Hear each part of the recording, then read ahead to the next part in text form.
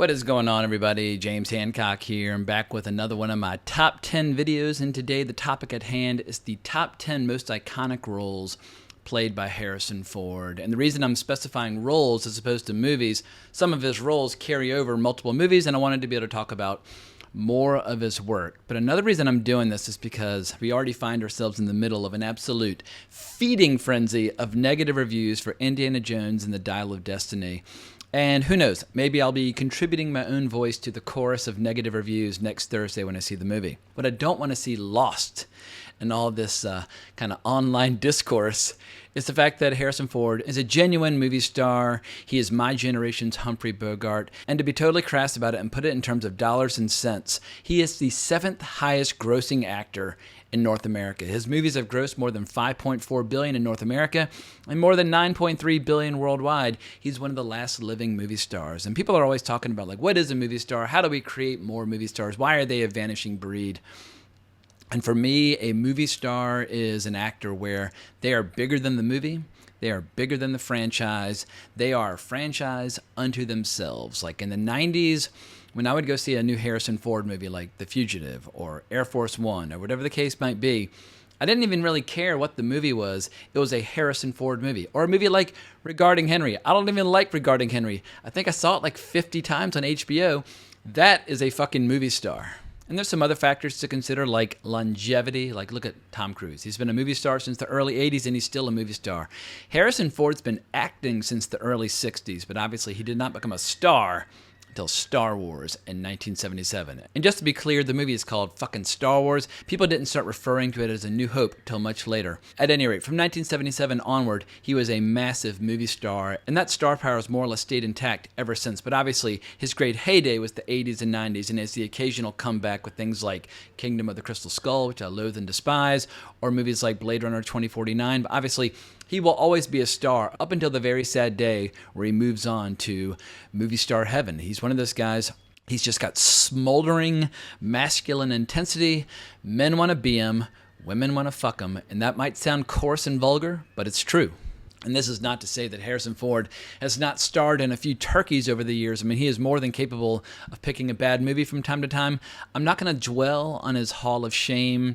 I mean, a few will come up in passing, like a movie like Sabrina, where he is quite literally playing the Humphrey Bogart role in that movie, which is why I draw the comparison to Humphrey Bogart in the first place.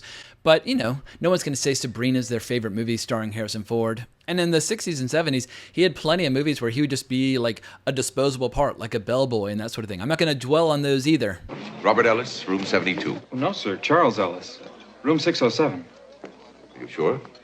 Yes, sir. But as I was preparing to do this video, I revisited some of his classic movies, some of which I hadn't seen in years, and in many cases, decades. And my biggest takeaway after watching all these movies again was that he had a really good eye for directors and oftentimes would work with some of our best filmmakers on multiple occasions. And here's a short list of some of the badasses that he's had the privilege of being directed by. But he was directed by George Lucas twice. He was directed by Francis Ford Coppola twice. He was directed by Steven Spielberg 4 times. But he's also worked with Ridley Scott, Roman Polanski, Wolfgang Peterson, Peter Weir on 2 occasions, Mike Nichols on 2 occasions, Philip Noyce on 2 occasions, Alan Pakula, I'm always a little iffy on how to pronounce his name, Catherine Bigelow, Guy Hamilton, Denis Villeneuve, and even James Mangold, although I suspect this time, like next week or 2 weeks from now, both Harrison Ford and James Mangold will wish that they've never heard of a project called Dial of Destiny. But once again, I don't want to dwell on the negative. This video is a celebration of the career of one of our great screen icons. So let's start slipping into some of the honorable mentions. And some of these honorable mentions come from a period where he was working as a self-taught carpenter just to pay the bills, skills that we would later see on display in the movie Witness, but more on Witness later on. But during this early period, we would see him in movies like Getting Straight, where he played a campus radical, and he was basically like a long-haired hippie. Oh, no, man, come in just for one drink. Come on, don't be who's that there? way. Everybody, all the rejects. But I think the first time we really see his star power on display is when he played the character of Bob Falfa in American Graffiti. And this movie was just a who's who of future luminaries and badasses. And yeah, 20 years before there was Dazed Confused, we had American Graffiti. And it's just wallowing in 50s nostalgia, but it absolutely works. It's still delightfully entertaining. And I think in all the discourse surrounding George Lucas, this is one of those movies that too often gets neglected or forgotten. But this movie has an incredible ensemble cast where Harrison Ford gets overshadowed a little bit. However, I love this drag racing cowboy that he plays, and he's got a couple of really good scenes. But it was all a warm-up for yet another kick-ass honorable mention where he played Martin Stett in The Conversation. And, this is Francis Ford Coppola at his most experimental and his most groundbreaking in between Godfather 1 and 2. And it's just one of the best movies of the 1970s. And I don't know why, even though Harrison Ford's playing kind of a mean son of a bitch in it, but he always makes me laugh, like how when he and Gene Hackman are basically in this like tug-of-war contest over some of the evidence of an upcoming assassination attempt. And as far as some other honorable mentions go, Barnsby from Force 10 from Navarone, he gets overshadowed by some of the more kind of dynamic characters in that movie. But if you like those guys on a mission movies like The Guns of Navarone, which is the prequel to Force 10 from Navarone, it's absolutely worth watching. President James Marshall from Air Force One. I mean, this is basically Die Hard on a plane, where every single studio is trying to replicate the success of Die Hard. Like, let's have Die Hard on an asteroid coming in from space. Let's have Die Hard on a submarine. Like, Die Hard in every setting you can think of. This was Die Hard on a plane, where he's kind of still in Jack Ryan mode, but as far as presidents on screen are concerned, I would probably be willing to vote for President James Marshall. But at this point, he was old enough to have the gravitas of the President of the United States, but he was young enough where he could still beat the shit out of people. And it's just a cool opportunity to see him work with director Wolfgang Petersen. Is it Wolfgang Petersen's best movie? No, but it was just cool seeing them collaborate. I liked seeing him as Dr. Richard Walker in Frantic. It gave him a chance to work with Polanski. As far as Polanski's movies go, I think this is like second tier, maybe even third tier Polanski. In a lot of ways, it's a totally unexceptional thriller. But there are some great scenes, like when Harrison Ford takes a kick to his face while he's buck-ass naked. And there's also a delightful dance sequence where we see Emmanuel Seigné just coiling around Harrison Ford like a jungle snake. But with all the preliminaries out of the way, let's dive into the official top 10 list of my favorite roles he's ever played, the most iconic roles he's ever played, starting with Colonel Lucas, named after George Lucas, in Apocalypse Now. And Apocalypse Now is a remarkable movie for many reasons, but I think one of the best scenes in the whole flick is when Martin Sheen is receiving his orders and hearing about this upcoming assassination assignment that he's going to be partaking in. And I just love everything about Harrison Ford's demeanor, where he might as well be discussing like the weather or the price of toothpaste, but he's talking about having one of the most decorated officers in American history killed for basically going stark raving nuts. And it's just a brilliant little bit of acting. When you find the colonel, infiltrate his team by whatever means available, and terminate the colonel's command. So yeah, Apocalypse Now. This is a key early movie for Harrison Ford, even though it came out after Star Wars, but obviously he shot it well beforehand. But moving on to my number 9, I've got Rusty Sabich from Presumed Innocent, and I think this is the sexiest movie that Harrison Ford has ever made. It's got some really hot sex scenes in it. This movie came out right at the peak of the erotic thriller craze of the late 80s and early 90s, where these kinds of movies were big box office. And I like how we see Harrison Ford playing a bit of a dirtbag, bit of a scumbag. He's a sleazy lawyer, very successful lawyer, but he's suspected of murder of one of his former colleagues, the very lovely Greta Scacchi, who is no stranger to doing nude scenes in the 80s and early 90s. I mean, one of those beautiful women I've ever seen.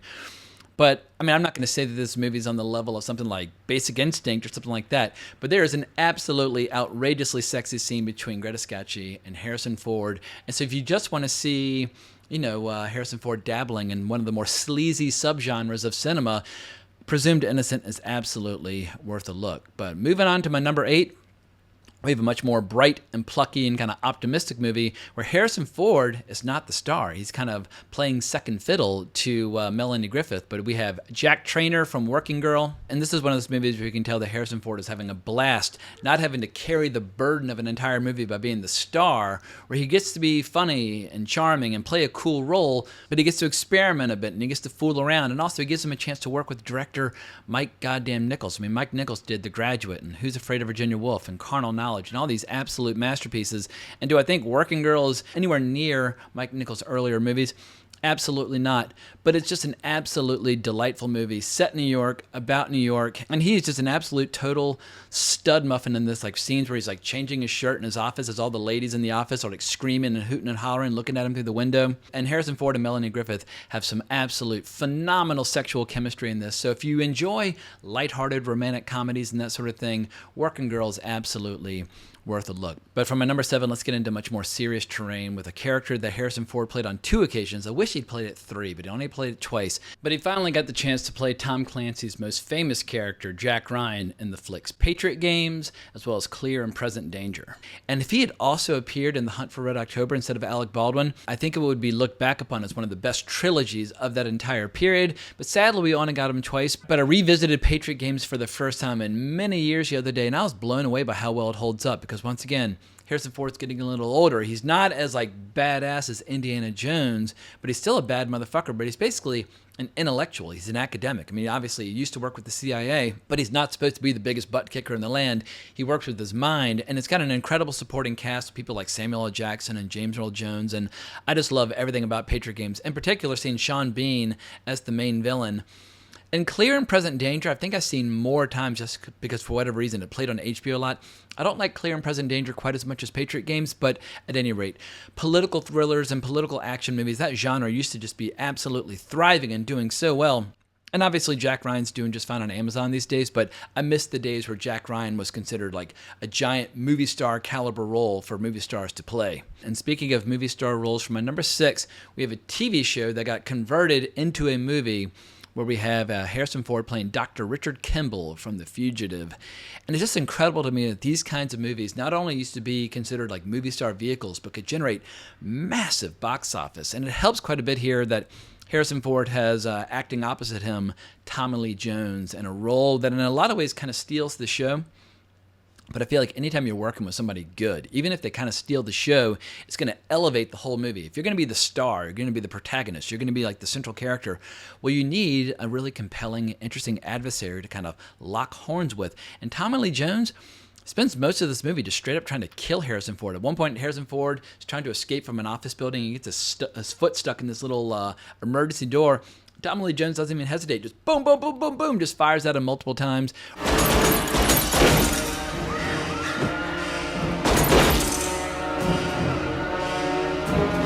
Or he's got that great scene where he says, "I don't care," right before Harrison Ford jumps off that dam.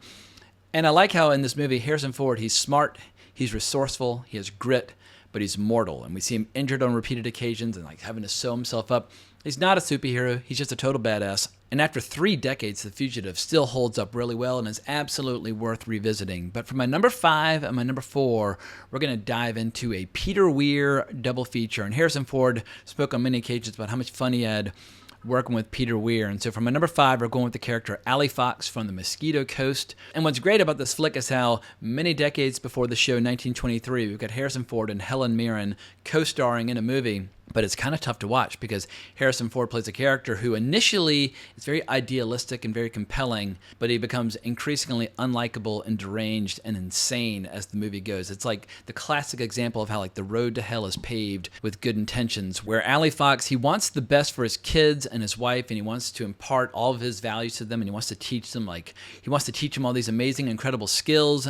And he wants to help them travel the world and like learn to be survivors and that sort of thing. But he's also one of those psychos where every single setback that he encounters, or every time there's an emergency or a disaster, he's like, oh, this is just an excuse to work that much harder and to subject ourselves to that much more misery and just to wrap our arms around the most brutal conditions imaginable. And he just becomes totally unhinged and fanatical about living off the grid and just dragging his family to hell as part of his mad dream. Even going so far as to lie about conditions in America in order to kind of fool his family into sticking with them under these hellish conditions. But I should also mention that the screenplay adaptation was by Paul Schrader, so obviously, yeah, the dialogue is fantastic.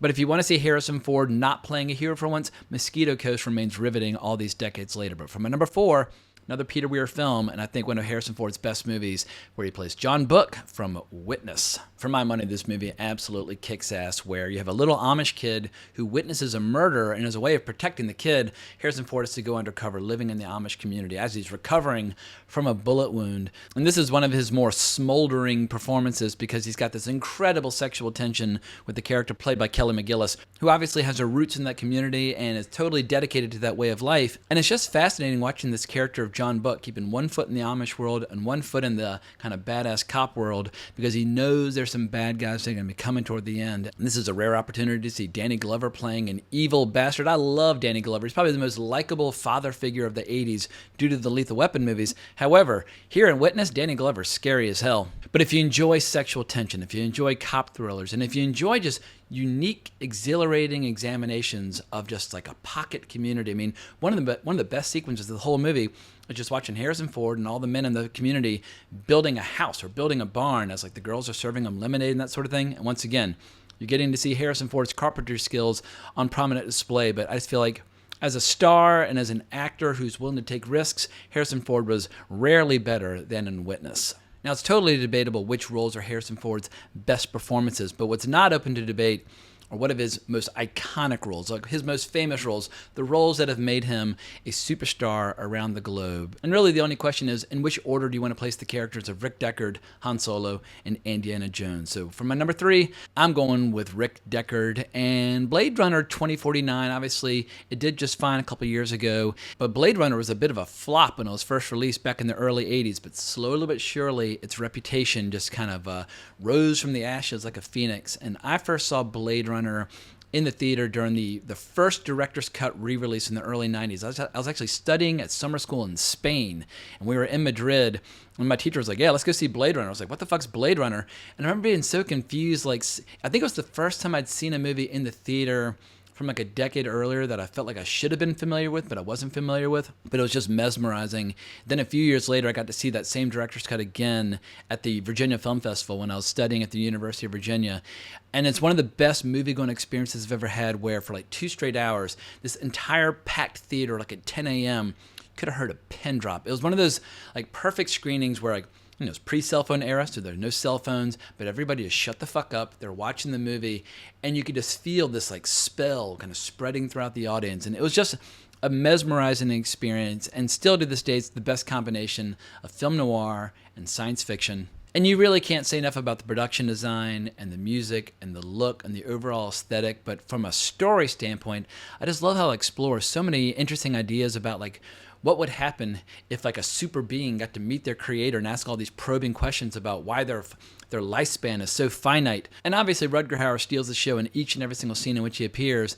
But Sean Young and Harrison Ford, they have some pretty incredible scenes as well, along with some serious sexual tension. And there's one pretty hardcore makeout scene between the two of them, which I don't know if it's ever appeared in any of the subsequent versions of the film, because I think there've been like 3, maybe 4 different like official versions of the movie so far. I think the final cut version is my my favorite version. In any case, Blade Runner is an absolute masterpiece, and I don't use that word lightly. So if you've not seen it recently or have never seen it at all, it gets my highest possible recommendation. But moving on to my number 2 role, Mr. Han Solo, and obviously he appeared in Star Wars, Empire Strikes Back, Return of the Jedi, and fuck the rest, they're not worth mentioning. Let's focus on the original trilogy. And I like how the character of Han Solo does have a bit of an evolution across these 3 movies, where he's more or less kind of a cocky prick in Star Wars, but he's a total badass in Empire. Empire has several scenes where I feel like you're seeing Harrison Ford like emerge as or evolve into a true screen icon, like when he's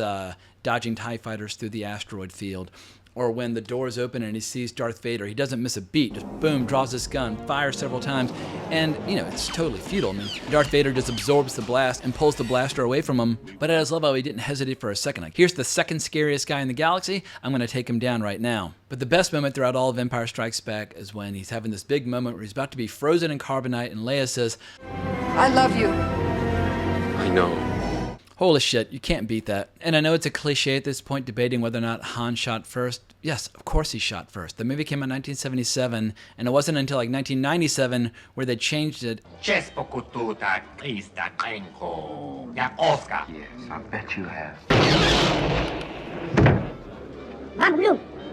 And the fact that Disney has not gone back and fixed Star Wars to restore that classic scene tells you all you need to know about Disney and their attitude towards classic movies. Whether they're censoring movies like The French Connection or censoring movies like Star Wars. Han shot first, fuck faces. Just accept it and get over it. So yeah, Disney, fix the movie so we can all go on with our lives and stop discussing it. But for my number one, Let's talk about Indiana Jones. I was lucky enough to have one of those dads who would take me to see any movie that he wanted to see, and I just had to kind of buckle up and go along for the ride. So at age 5, I saw Raiders of the Lost Ark in the theater, and no, the movie's not called Indiana Jones and Raiders of the Lost Ark. The movie's called Raiders of the Lost Ark, and it wasn't until years later when they were re-releasing the movies on VHS where they wanted all the titles to kind of match the movie's Raiders of the Lost Ark. Once again, just accept it and let's move on. But this is one of the first times where I saw a character in a movie where the character was so cool. It was almost kind of terrifying. I can remember watching that opening scene where somebody draws a gun on him and tries to betray him, and you hear the crack of the whip. The gun gets knocked aside and blasted, and he kind of steps into frame. And I was like, whoa, like this is something different, something special. And maybe the first time in my life where I was aware of the idea of like a shot in a movie, like an actual frame, even if I couldn't articulate it, was when I see Indy with, I'm going to start crying, when you see Indy with the sun setting behind him, putting on his hat as people are digging for the Well of Souls, and you're about to go into that really scary place. But Raiders of the Lost Ark is one of those rare movies where I just describe it as perfect. It's perfect in every way. The ensemble cast, the look, the music, it's just stirring. It's the ultimate adventure movie. I don't know if we'll ever get an adventure movie again that can top it, or a role as iconic as Indiana Jones. Like the adventurer archaeologist. It's just such a cool concept. And I feel like actors must lay awake at night in their beds, just like salivating and dreaming over the prospect of one day getting to walk a few miles in the skin of a character as interesting as Indiana Jones. And if you were to try to point to a moment in Harrison Ford's career where he achieved like peak badassery, like where is he like the biggest movie star, the biggest stud, I think it would have to be Indiana Jones and the Temple of Doom, which I saw in the theater as a little kid, and it completely shattered me. I mean, I can't even put into words just how traumatizing it was watching people, you know, eating monkey brains and snakes and like battling insects and watching hearts getting torn out. I mean, it was just completely fucking insane. But when you watch it now and you see just how shredded and jacked and just how physically intimidating he was, and I think the most badass moment of the entire movie is when we see all these kids being horribly abused, and suddenly we see Harrison Ford with his wardrobe restored, because he's been out of his wardrobe for most of the movie, but suddenly he's looking like a fucking stud again. He's got the hat, the whip, the whole deal, and you just hear a punching sound. And this guy goes sliding, and the kids look up and smile, and you're like, woohoo! Like, finally, maybe we're going to get a chance to see the sky again, because that movie is so claustrophobic. You're underground for it seems like hours, and when they finally get back out into the sky, it's like you get this palpable sense of relief to just see the sun, even if you're going to get, you know, fight scenes on the bridge and all that kind of stuff. And people like to toss around the term movie magic, and I feel like obviously there are a lot of movies over the years that have employed movie magic, but I guess as a kid, if I were to like point to a certain franchise or a style of filmmaking that encapsulates the phrase movie magic, it would definitely be this period where Steven Spielberg and George Lucas were working together as director and producer, creating true movie magic.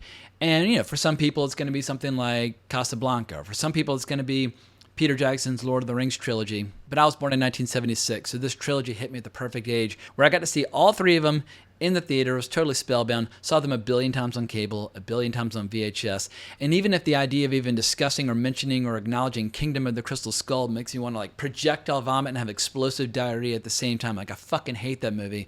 And I'm expecting to have similar feelings towards Dial of Destiny. No matter how bad those movies are, they will never tear down or besmirch or diminish the just astonishing, just Hall of Fame achievement of the Indiana Jones character in these three movies. So hopefully this video has accomplished my objective of just introducing a little positivity into the conversation surrounding Harrison Ford before just the online darkness and discourse that's going to just like hit us like a tidal wave next week, where everybody's going to try to offer like the most withering kind of hot take or takedown of that movie. And who knows, maybe it'll have its moments, but I'm going in with rock bottom expectations and then hoping to be delightfully surprised. But I suspect it's going to be maybe the biggest money loser of 2023.